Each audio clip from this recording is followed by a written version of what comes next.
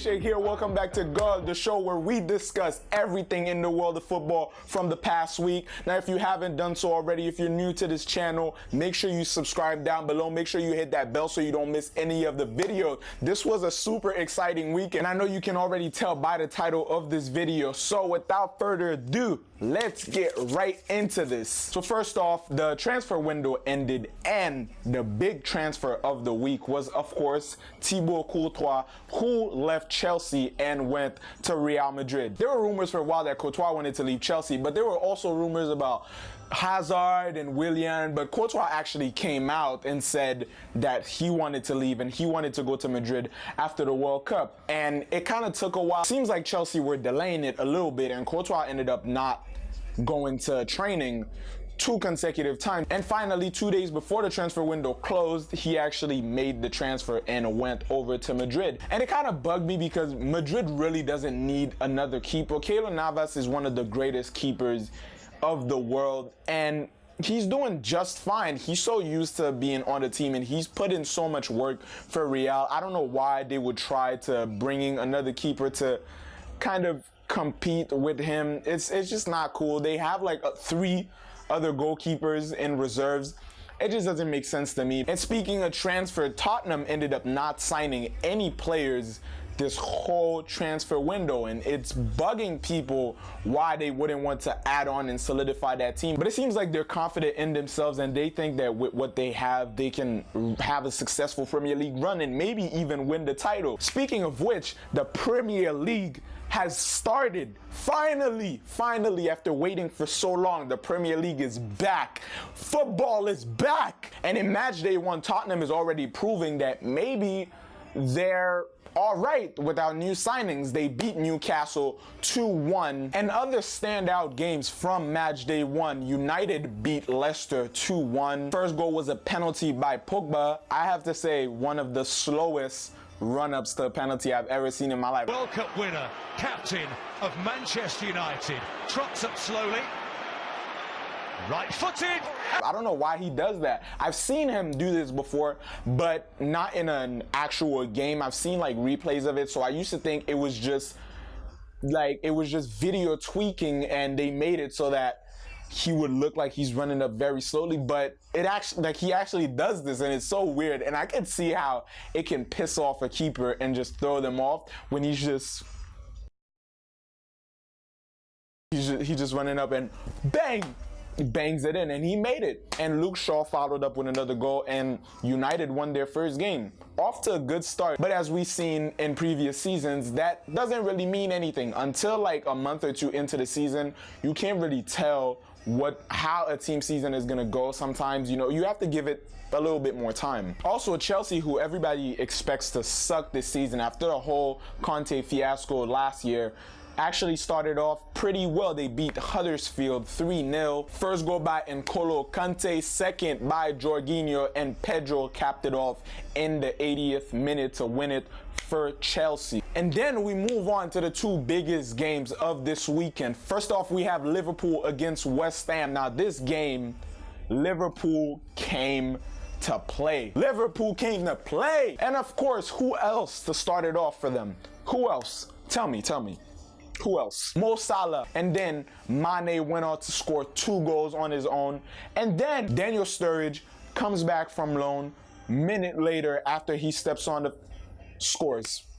88th minute. Easy. Hopefully this is the season where he actually stays fit, doesn't get injured, and gets to play a lot more often, doesn't just come off the bench. It's going to be hard because he plays the same position essentially as Firmino, but we'll see how they battle it out for that spot and if he can actually be a super sub. And because there's nothing wrong with that. That's actually a good thing where they trust you to come off the bench and work your magic and do something for the team when they really need a goal in the second half. And then we go on to Arsenal versus Manchester City. Sterling opening goal for Man City, and then Bernardo Silva scoring the second one. Man City beat Arsenal 2-0. Now, Arsenal is a weird situation. They have a new coach. They have a lot of different players. Forgot to mention during the last video, they did make a few signings, Socrates, etc. So on paper, Arsenal has a pretty good team. But they're rebuilding. I mean, they've had Wenger for 22 years.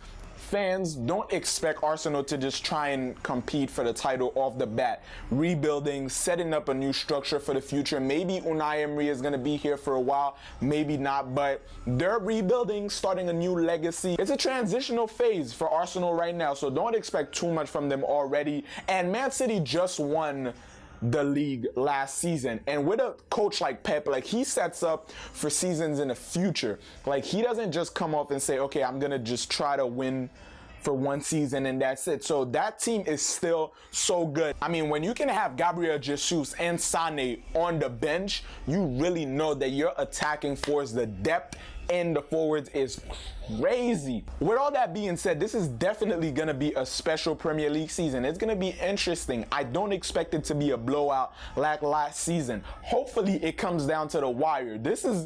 It's so much better when we see a lot of competition and not just one team like halfway through the season or before, like last season. You already can tell Man City was going to win it. So this year, hopefully it comes down, like, they have to play every single game to make sure that they secure it. That, like, those thrillers, that the suspense, it all makes for such a much better season, much more entertaining for the fans, so we get our money's worth. And now let's move on to a league that deserves just as much love as the Premier League. Ligue 1 started this weekend also. Standout games from this weekend: Monaco beat Nantes 3-1, goals from Lopez, Jovetic, and of course Falcao. Now, Monaco deserve their props. I mean, for the past couple of years, they've won the league once. Last year they were contending for the title also. They lost Mbappe, who's the star of the team, but they still played overall such a good season. They were in the Champions League, of course, so don't sleep on Monaco. And now let's move on to PSG, who won their game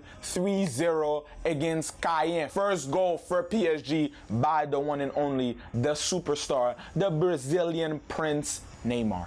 He's back doing what he does best, scoring goals, ruining defenders' careers, and hopefully this year he can stay fit for the whole season so that he can actually have a chance to win the Champions League, to win the Ligue 1, and then actually have a chance at that Ballon d'Or. I think this is his time. I mean, it was his time to make his mark in the World Cup, but with the injuries and all that, there's a lot of factors. We can't make excuses for him. It's either you're good enough to make it to that top and break that whole Ronaldo Messi hierarchy and compete for the Ballon d'Or, or you're not. And speaking of Brazilian stars, we got some pretty scary news this weekend. Ronaldo, R9, was hospitalized in Ibiza. Apparently he caught pneumonia. He's expected to get out just fine. He posted a picture on Instagram in honor of Father's Day in Brazil, celebrating and honoring his dad. So he's gonna be just fine. And now on to actual current football. Piqué announced that he will be retiring from international football after 102 appearances